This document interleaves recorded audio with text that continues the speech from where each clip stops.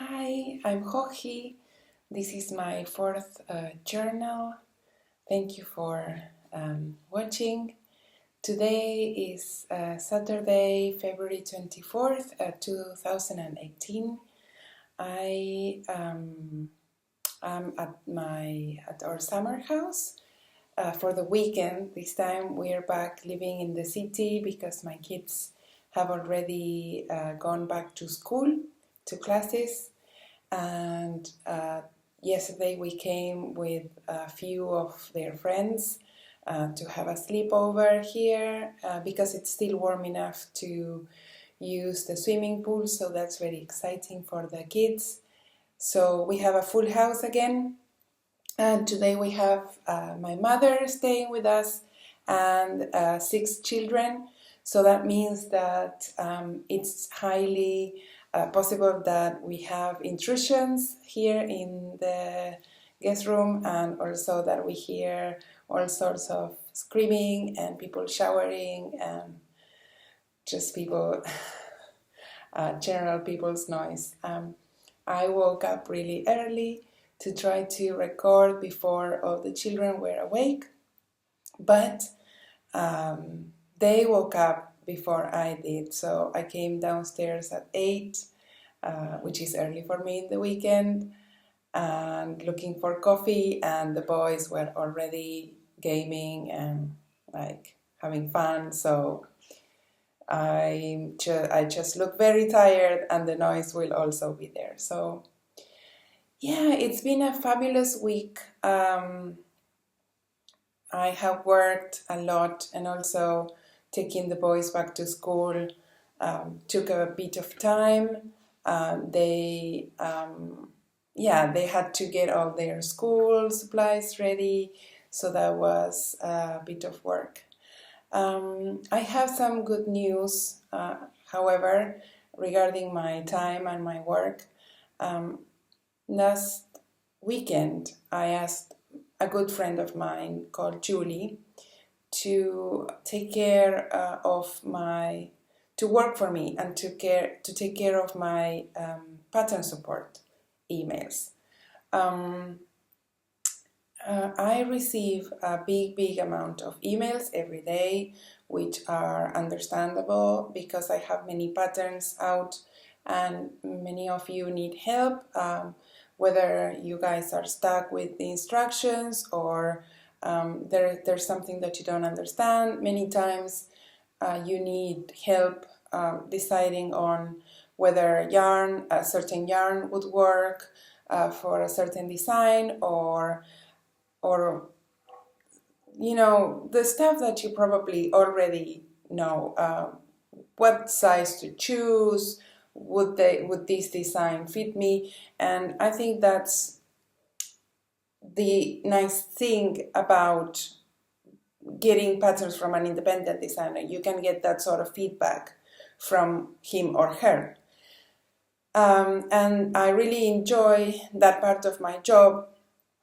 However, in the last years, it has become so big, that job, that I was really not good at keeping up with all the questions that knitters would have. It would take me quite a few days to get back to all of them. Whenever I took holidays, the emails would pile up so much that I couldn't really get over all the questions and requests, and that made me really sad. I don't think it's acceptable not to send a reply.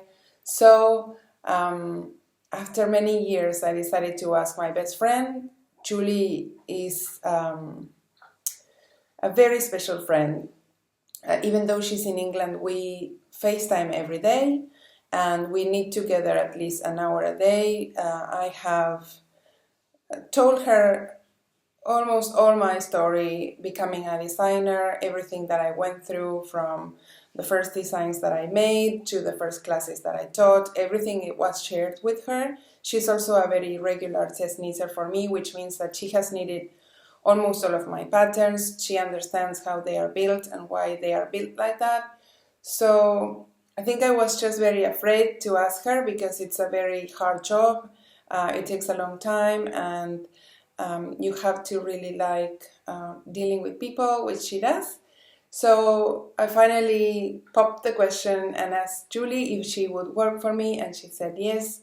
So that means that from now on, if you write to me, I will read every email, because we're both in charge of that. But most of the replying would be held by Julie, and if I consider it something that I have to reply myself, then I will, of course. So that's to say that if you write to me and Julie replies, please know that I am reading that and that I trust Julie with the work of typing all that we want to say, but your message will always reach me. So that also means that this week I had a great first week of Julie working for me. I had more time to get my kids ready for school. I could go for buying school supplies and hanging out with them a bit more without feeling guilty because my work was not being done. It was being done by the best person I know. So yeah, I hope you guys are also excited about this new improvement for me, for my life, for my work. I think it just makes what I do even better. I can assure you Julie's reply will be much better than mine. What else? Okay, I'll start talking about how knitting was this week. I'm very happy to share with you that I have a finished object that I cannot show you, but if you maybe watched last episode or journal number 3, I talked about how I was working on a sample that I'm making for Lite magazine in Finland, and that design was very elaborate and it doesn't have a traditional construction, so it was taking a lot of my brain power to keep all the notes of the pattern in my brain, and I'm very happy. I finished that Thursday night, so a day ago, and I've been dreaming of casting on all sorts of new things, but I cannot show you that finished object, of course, but I have one finished object. And then I have several works in progress. Since my mom is staying here with us, she brought with her her knitting, and if you remember, she's been knitting on a new design that I am planning to release in April. April 12th is my birthday. I don't like to throw a party, but I like to release a pattern on that day. So I am hoping to maybe release this pattern that I'm going to show you for my birthday. It's gonna be very tight because it's very big. We haven't yet finished it, we haven't yet written it, and we haven't yet tested it. But I'm confident that with a lot of energy we can do it. So this is my mother's work on my fading point design. This is worked in 2 halves that we're going to join with 2 triangles. I am not going to show you any more of this project until it's released, because it's one of the most beautiful things I've seen. She has worked, most of that I showed you has been knit by my mother, so I'm considering it a birthday gift. And from now on I'm going to take over, because now we have to join all the pieces with a nice technique for joining the tips of what she's made. And yeah, so I need to take over and start writing everything that we do, because Mom can only work from already written instructions and very simple instructions. That also means that the design is really simple and really easy to make, because Mom doesn't do any complex knitting. She likes to only work on simple things. So I think that the fact that Mom was able to make my prototype means that the pattern is good enough for advanced beginners. So I'm very excited about that. The fade kit that I used was dyed by La Bien Aimée. La Bien Aimée is not new but recent or newer brand. I cannot say for sure how long Aimée has been dyeing her yarn, but from the beginning they were very popular because their colors are just incredible. They are located in Paris, and Aimée is a good friend of mine, and last year she asked me what colors inspire me, and I sent her what my mood was at the time, and Aimée came up with that fade that I showed you. Is a set of 5 different skeins from lightest to darkest, or from darkest to lightest. And so I'm using that. It's sock weight yarn, and it has 400 yards per skein. So if you want and can get some of those sets that Aimée make, they are amazing. I cannot recommend her yarn enough. Everything she makes is just incredible. You don't need to be a very good designer to design with Aimée's yarn, because whatever you make is going to be gorgeous. But if you want to use your stash when I do publish that pattern, then you will need 5 skeins of sock weight yarn, and you can arrange them in a fade progression. The color that will take the most is the first, the darkest, and the rest will take almost the full skein of 400 yards. But you want to make sure that you have a big enough skein for color 1. Yeah, so that's all I'll say for now about fading point. And then, if you remember, I also started a new shawl last week. I didn't make a lot of progress on this shawl. I'm using, let me show you. I think last week I was here, I had only made one twisted rib section, and now I have another one.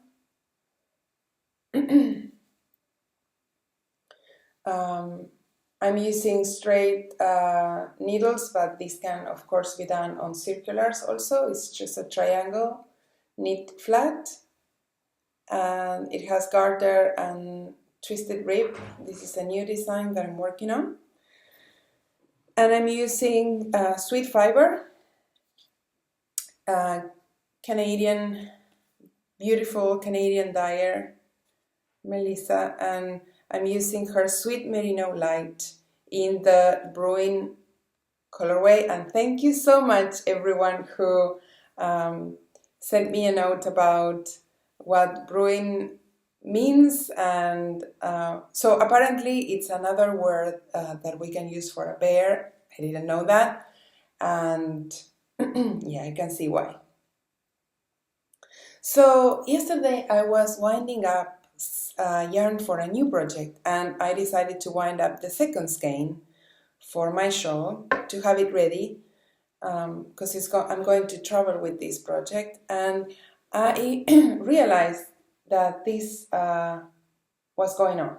So the second skein, I didn't notice on the skein, but they are very different. So I'm happy that I wound this up early enough so that I can now start striping them, so that there will be no difference. In the finished object you won't be able to tell what's going on.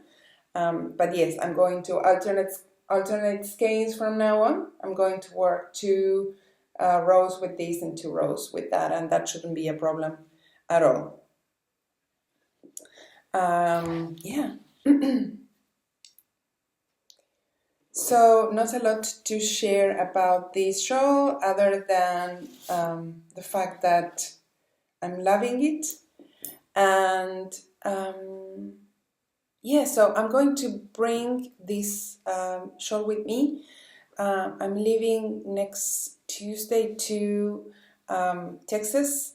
I'm going to be teaching at the Hill Country Weavers retreat. Hill Country Weavers is a shop in Austin and in the Austin area, and they hold a retreat every year around this time in Horseshoe Bay.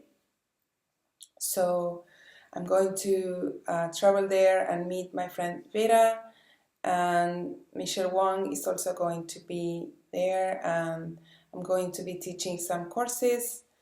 I'm going to be teaching my regular courses that I teach every time I work. I teach how to design a crescent shape shawl and how increases work to achieve different shapes, how to incorporate lace or stripes and stuff like that.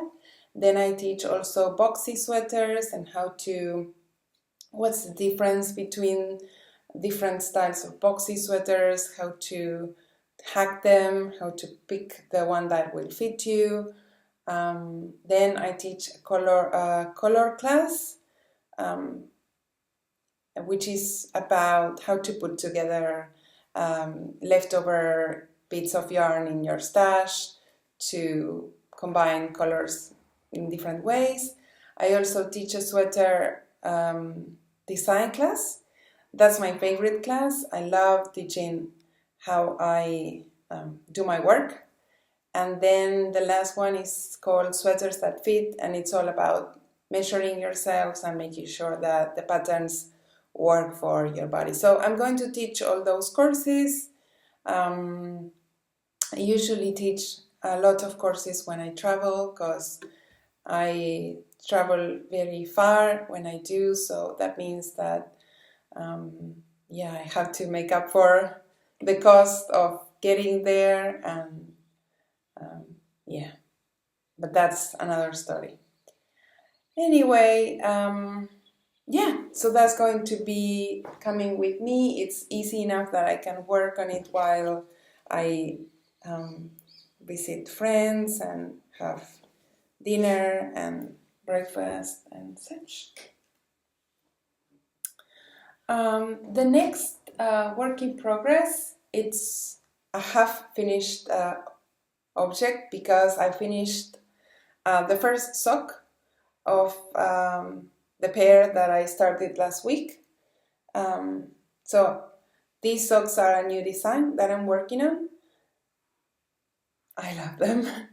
I'm using, let's see, okay, now I think the light's better there. So I'm using Skein yarn in the Crema colorway, and it has some stellina. It's their shimmer base, and I am striping it with Miss Babs Yummy 2-ply in the Lycan colorway. I love this stellina bit. And so I had a very nice request from Andrea. She asked me to show her what the inside of my socks look like because she wanted to know what strange technique I was using to make these tiny stripes. So first, a disclaimer. I am not a very technique-oriented designer.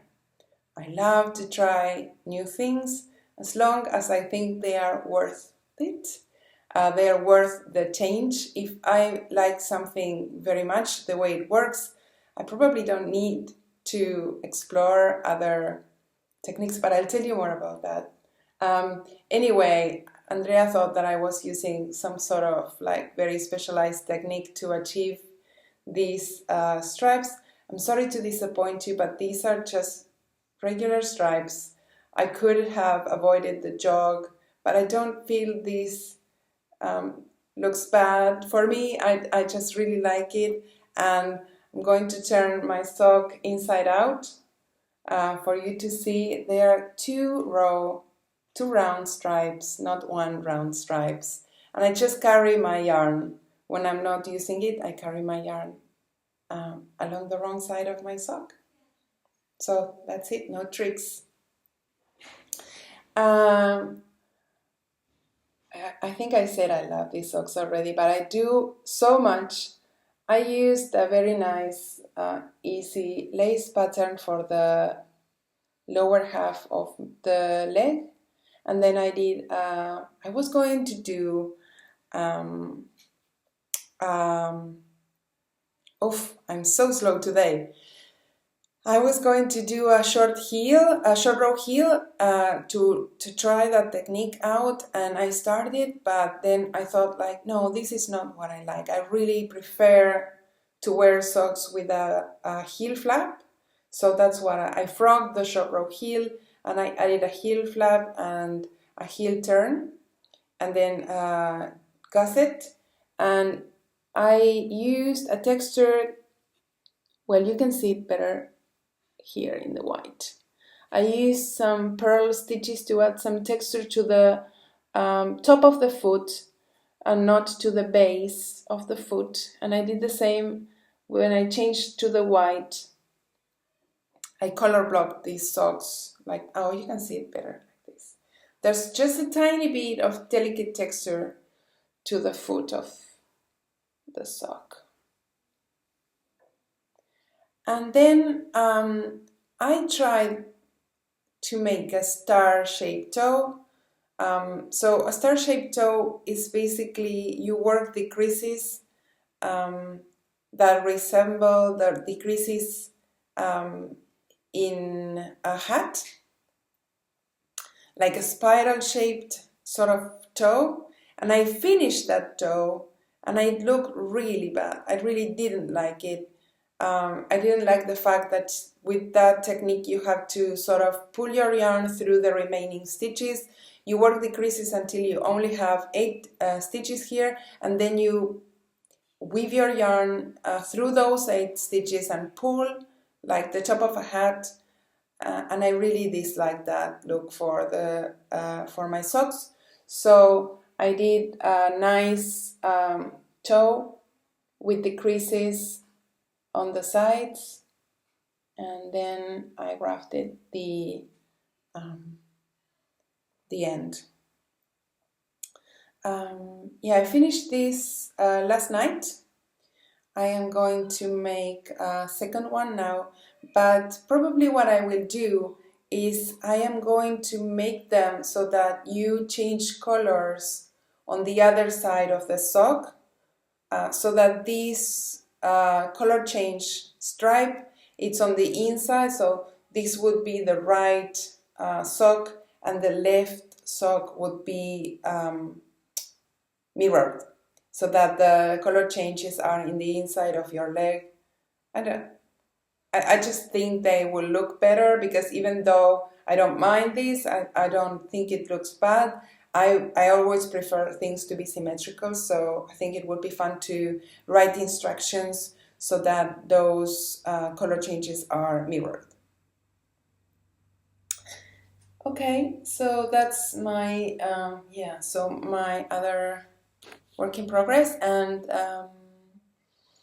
the last one that I have in progress is a new one.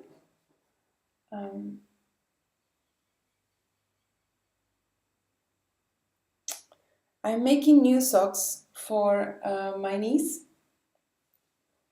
My niece is 8, and we are not super close. Sorry, I get really dry mouth recording. So I love my niece, and I love her parents. Her mother is my husband's sister, but my niece will be 8 next month, and she is very reserved. She's not very, she's not that cuddly with her auntie Joji yet, but we hang out, and she's very serious sometimes. Like she keeps distance with me, and I love her for that. But recently she spent more time with me this last summer because she came to the summer house a couple of times, and also we went to the beach together. And of course, I had my knitting with me, and I don't think it was the first time she saw me with my knitting. But you know how kids seem to forget things, and like maybe she didn't see me knitting for a year, and then when she sees me knitting again, she's like, "Oh, what you're doing?" and she's interested. And I think it's adorable because every time she sees me knitting, like she's obviously more interested in it now, and she's trying to make a comment so that I notice that she's interested, and she always says, "Oh, you do like sewing." And so I have to tell her that I'm actually not sewing, that Auntie is knitting. And so, yeah, we spent a couple of days together at the beach, and she talked about my sewing a few times, and I was knitting on my beach grass socks, and she kept fondling them, and she would say, "Oh my God, they are so soft, and they are so nice to wear. I would love to have some socks like this." So we kept talking, and she asked a few times, like, "How do you do that? How do you knit? How is it done?" And I have to say that I haven't been successful at ever converting a non-knitter into a knitter. I have taught many techniques. I have taught people how to do stuff, but people who were already interested in knitting. And I have tried to teach many friends. I have taught many friends how to knit, but none of them ever became like a real knitter, you know, a kind of knitter that we are, watching knitting podcasts and like getting a Ravelry account. All of my friends continue knitting, but I don't know, maybe they pick up their knitting every 2 years or so. So, yeah, I haven't been such a good inspiration, I think, for knitting. So I really don't want to jinx my niece. I want her to maybe learn from someone else, and then I will make her a more experienced knitter. I don't know. I'm really afraid of trying to get her to knit and then she hating it. I don't know. Has it ever happened to you? I haven't been able to get any of my non-knitting friends to knit with me. It's sad. It's very sad. Anyway, I'm being ambiguous about it. I'm not telling my niece how to knit yet. She's only 8 though. I don't know that she's old enough to learn properly. But she did say that she would love me to make her something. I asked her if she would like me to make her something for her birthday, and she asked me for a pair of socks. But you know how I'm always scared. Like I have so little time for gift knitting and for personal knitting that I don't want to invest all the work in knitting a pair of socks for her if she's not going to wear them. But I thought that if I picked a yarn that's a bit more quick to work with, like a bit heavier, then that would make me feel that I didn't waste so much work. So I picked a skein of this yarn. This is a discontinued yarn by Julie Asselin, and it's called Sevilla or Sevilla. In Argentina, when you see a double L, when other Spanish-speaking people would probably say Sevilla, in Argentina we say Sevilla, like an SH. So I picked this yarn. This is worsted weight yarn. Julie Asselin sadly discontinued it, but it's really, really gorgeous. And it's 100% superwash merino. It's 115 gram skein with 185 meters. So it's properly worsted. It's not a light worsted. And I'm knitting the socks on 3.25 millimeter needles using magic loop. And this one I finished last night, and I soaked it a little bit so that it would be a bit more even, but now it's still a bit damp. The colorway I'm using is called Piñata, and I'm using it for gift knitting because since this yarn is now discontinued, I'd rather not use it for a design, just in case. I like to use yarns that you can actually find at the stores. Therefore, whenever something is discontinued, maybe yarn that I bought or it's usually yarns that I buy, I just leave it for whenever I have to knit something that's not going to be a design. So in this case, the socks for my niece are possibly not going to be a design. Now that I'm looking at them, they look really nice, so I'm not sure. They have a nice texture there. It's hard to show on the screen though. So yes, Sophie is 8 and I cast on 36 stitches, and I did a 2x2 rib cuff and the texture all down the leg and the top of the foot, heel flap and regular toe. I already cast on the second one, but I have a feeling this will be done before I leave to Texas. So I might just bring with me my second stripe sock and the sweet fiber shawl. Yeah, and yeah, so, but I didn't have just one skein of that yarn, I had 3. So my mom is also working with it, and I thought I would show you what she's knitting since she's here. So I gave the other 2 skeins to my mom because she needs to make, she wants to make a baby cardigan for my cousin's baby that's on the way. He's having a little girl. So she's using a free pattern on Ravelry.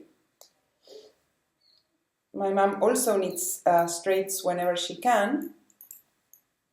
So as you can see, she worked the yoke on straight needles, and then she divided the work for the sleeves like this. And she's going to make the sleeves using circulars, of course, because you cannot knit in the round with straight ones. And then she continues the body with straight needles. I forgot to ask my mom what the pattern name is. I know this is a free pattern. Sorry. But I'm going to write it in the short journal notes. So yeah, so if you're interested, just check those out. I will make sure that you know what she's knitting. She will be done in no time, because baby knits in worsted weight row very fast. So yeah, we're very happy because we're giving this superb yarn by Julie great use. I think Julie has Leishu worsted, maybe yarn that has similar behavior and look, and I hope she makes this color piñata because it's super, super amazing. Perfect for 2 little girls. So that's my last work in progress. I have been swatching last night. This is a new cardigan pattern that I'm going to be, is the swatch for a new cardigan pattern that I'm going to be starting today, hopefully. I'm going to be using this yarn that I already showed you. It's, I really hope you could touch the screen and feel how soft this is. This is Walk Collection Bliss. It's super fine. and I mean super incredible fine, like mind-blowing soft fine merino, in the colorway stained brass, which I think I like to wear very much because just like this olive green color this year a lot. So that's going to be jumping on the needles, hopefully as soon as I block my swatch and check what my gauge is. I'm going to be using 3.5 or US 4 millimeter needles. So that's going to be new. And also I am planning a new project, quick project that I might bring with me. So for the same baby that my mom is making the baby cardigan, I want to knit something for her, but we don't have a lot of time. The baby is coming soon. So I picked this skein of Owool classic worsted.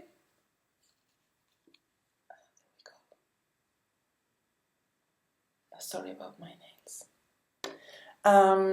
This is in the colorway Begonia.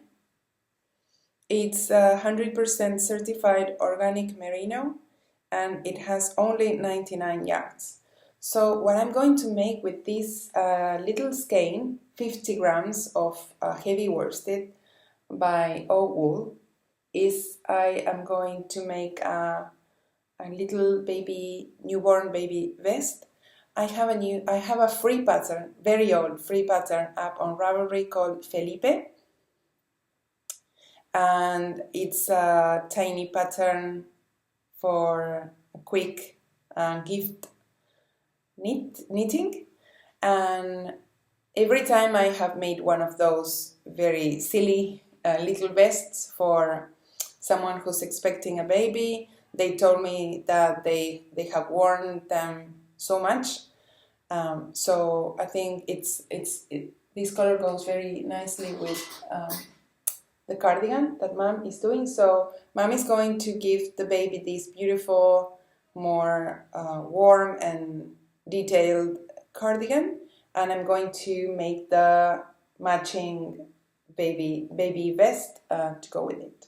So that way we can make a shared gift, because I have less time to make mine. So yes, I'm going to include also a link to that pattern. If you are in a hurry and need to make a quick baby gift, I recommend that pattern. It's very, very silly.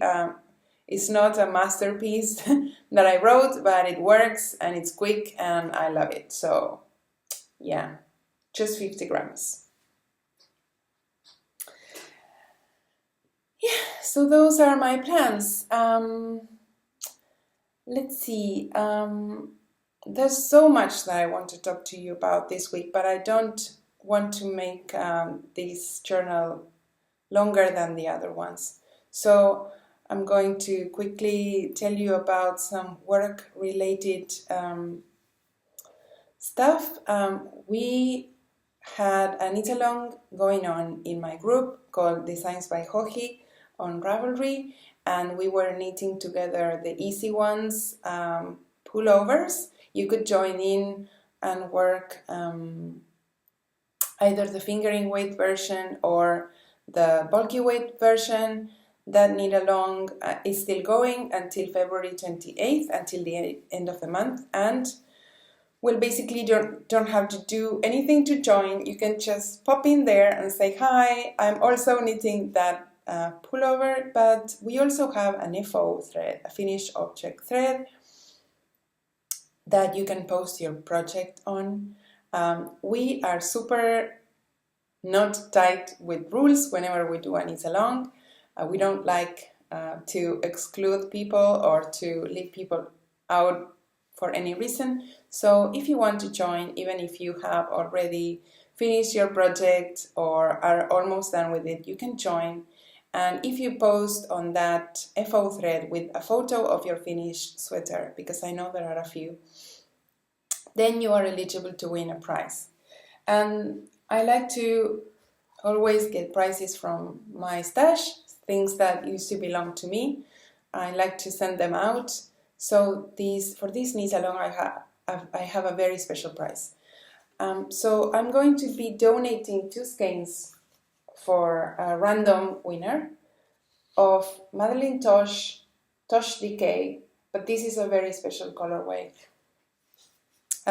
This colorway is called Pebble, and it's the colorway that Madeleine Tosh designed for my design in Interpretations 5 book, which is coming up next week, but I'll tell you more about that. So this yarn it's an exclusive colorway. It's not exclusive, anyone can buy it for any project, but it's a very special project. This colorway was designed for my pattern with my mood board, so it's a very special price for me. So if you post there with your FO before February 28th, I'm going to draw a winner and I'm going to ship this prize off while I am in the US. So good luck, everyone. Make sure you join because there are very few projects there, so the chances that you win are very high. And yeah, so Interpretations book collection and 12 patterns are coming up next week. When Vera and I meet in Texas, we're going to take one whole evening and morning to publish our book together for the first time. We usually do it Joji in Argentina and Vera in Finland, and then we just join forces through the internet and send all the patterns up. But this time is the first time we're actually together when all the patterns go live on Ravelry. We are very excited. This book is very special to us. I hope I can record with Vera so we can both tell you what's special about this book, but look for some teasers starting next Monday. We're going to put up some tiny videos for you to see all the 12 designs.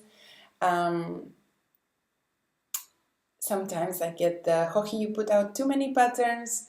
Don't worry, we don't have to knit them all. I like to get magazines. I like to get books sometimes just to admire the beauty of all the images and the words. So you don't have to knit all the interpretations patterns before the next book comes out, I think. So I hope you guys enjoyed that new volume. It was photoshopped here in Argentina. Yeah, so I will tell you more about that in detail next week, and I hope I can show you the book here in the journal so you can see how beautiful the ladies, our publishers, printed. So yeah, I'm very excited. We work a whole year to put together those books. So yeah, so that's why this prize is so special for me. So yeah, and then yeah, to finish, I would really like to talk about a new pattern that I just yesterday published on Ravelry. It's this shawl that I'm wearing today.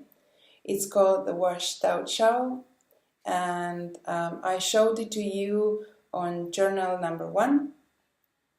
I finished this sample while I was here at the summer house, and I just love it. I love to wear it. It's so soft and I love the colors. I'm going to take it off to show it to you, but I really feel so, even though today is not so warm, so I can actually wear it very comfortably. So yeah, so here it is in all its glory. It's a really big design. Washed out. Okay, where do I start?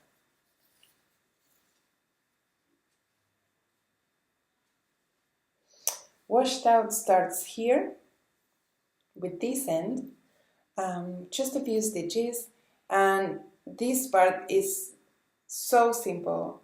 It's just increasing on one side and decreasing on the other side, but you create this bias fabric, and then you get to this mesh lace section. This color is called Slate. My 3 colors were made by Yarn Inc., a dyer in Calgary, Canada.